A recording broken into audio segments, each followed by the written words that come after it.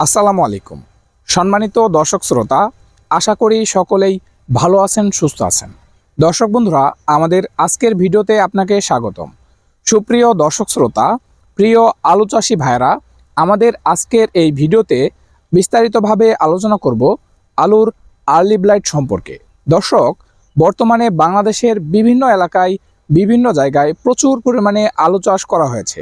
সেই সাথে আরেকটি বিষয় লক্ষ্য করা যাচ্ছে, বর্তমানে বাংলাদেশের বিভিন্ন এলাকায় প্রচুর পরিমাণে কুয়াশা ও মেঘলাচ্ছন্ন আবহাওয়া দেখা যাচ্ছে। দর্শক, এই আবহাওয়াটি আলুর জন্য বেশ মারাত্মক ক্ষতিকর একটি প্রভাব আনতে পারে। প্রিয় আলু চাষি ভাইরা, এই আবহাওয়াতে আলুর ফসলি জমিতে বিভিন্ন রোগবালাইয়ের আক্রমণ হতে পারে। দর্শক, আজকের এই ভিডিওটির মাধ্যমে আপনাদের মাঝে বিস্তারিতভাবে জানানোর চেষ্টা করব আপনারা এই সমস্যাগুলো এড়ানোর জন্য কি কি স্প্রে করবেন। এই আলুর ক্ষেতে আমি আছি বর্তমানে এবং এখান থেকে একটি রোগ চিহ্নিত করে বিস্তারিতভাবে আপনাদেরকে বুঝাবো। দর্শক, আর কথা না বাড়িয়ে চলুন বিস্তারিতভাবে আলোচনা শুরু করা যাক। আলোচনা শুরু করার আগে আপনারা যারা কৃষিকে ভালোবাসেন, কৃষি কাজের সাথে সম্পৃক্ত আছেন, তাদের কাছে একটাই রিকোয়েস্ট থাকবে, আমাদের চ্যানেলটি সাবস্ক্রাইব করে আমাদের পাশে থাকুন।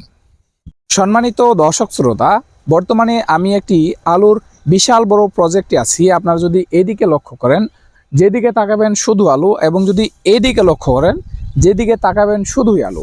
দর্শক, এ পর্যায়ে আমি যদি আরেকটু বলতে চাই, এই আলুর বয়স মাত্র 25 দিন, মাত্র 25 দিন। দর্শক, এই 25 দিনে কি কি সমস্যা দেখা দিয়েছে এবং আপনাদেরও এই সমস্যাটি হলে কিভাবে এখান থেকে এড়াতে পারবেন, চলুন সেটি বিস্তারিতভাবে দেখা যাক। দর্শক, এখন আমি একটি আলুর গাছে একটি রোগ চিহ্নিত করে আপনাদেরকে দেখাবো। আমি যদি এইখানে একটি গাছে দেখাই, এখানে যদি আমরা ক্যামেরাটা নিয়ে আসি, তাহলে দেখতে পারবেন আলুর, এটা কিন্তু একটি আলুর গাছ। আলুর গাছের এই যে বয়স্ক পাতাতে পচা অবস্থায় দেখাচ্ছে, মনে হচ্ছে যেন পাতাটি পচে গেছে। এটি কিন্তু আলুর গাছের যে ব্লাইট, আর্লি ব্লাইট বা আগাম ধসা, এটি কিন্তু সেই রোগ। দর্শক বন্ধুরা, আলুর আগাম ধসা বা আর্লি ব্লাইটের লক্ষণ হচ্ছে নিচের পাতাগুলো, অর্থাৎ আলু গাছের বয়স্ক পাতাগুলো এইরকম পচে যাবে বা কণিক দাগ দেখাবে, গাঢ় বাদামি একটা দাগ আসবে। এরপর আক্রান্ত অংশগুলো সামান্য বাদামি এবং এর পুরোটা এলাকা জুড়ে কালো কালো একটা দাগ পড়বে। পাতার বোটা এবং কাণ্ডের অপেক্ষায় দাগগুলো অনেক লম্বা দেখা যাবে। গাছ হলুদ হয়ে যাবে এবং পরিশেষে পাতাগুলো ঝরে পড়ে যাবে। এর সাথে অকালেই গাছটি মারা যাবে। সম্মানিত দর্শক শ্রোতা, প্রিয় আলু চাষি ভাইরা, আপনাদের আলুর ফসলি জমিতে আলুর পাতাতে পুরাতন বা বয়স্ক যে পাতাগুলো রয়েছে, সেগুলোতে যদি এরকম সমস্যা দেখা দেয় বা এরকম লক্ষণ দেখা দেয়, সেক্ষেত্রে বুঝবেন আপনার ফসলি জমিতে আগাম ধসা বা আলুর যে আর্লি ব্লাইট, সেটি লক্ষণ দেখা গিয়েছে।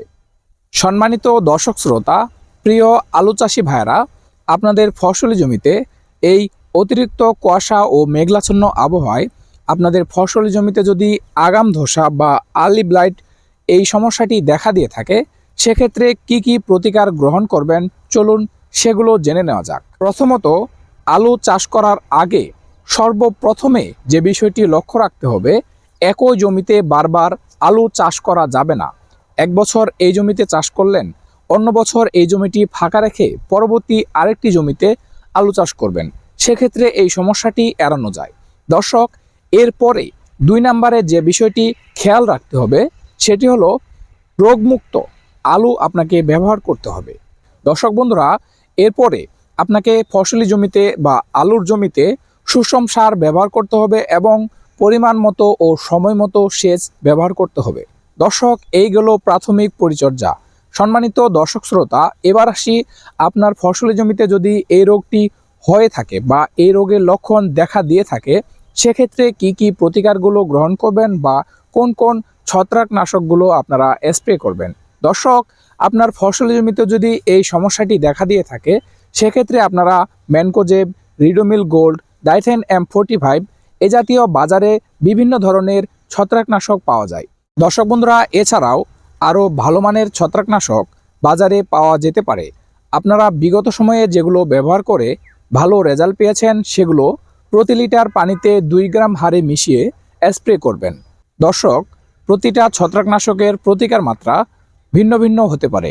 আপনারা বোতলের গায়ে লেখা দেখে এর মাত্রা গ্রহণ করবেন।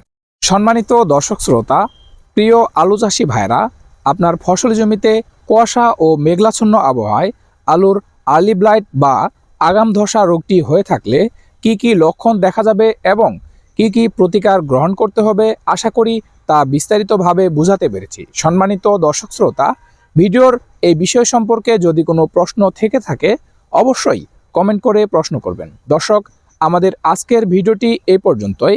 এতক্ষণ সাথে থাকার জন্য অসংখ্য ধন্যবাদ। ভালো থাকবেন, সুস্থ থাকবেন। দেখা হবে, কথা হবে নতুন কোনো ভিডিও নিয়ে। আসসালামু আলাইকুম।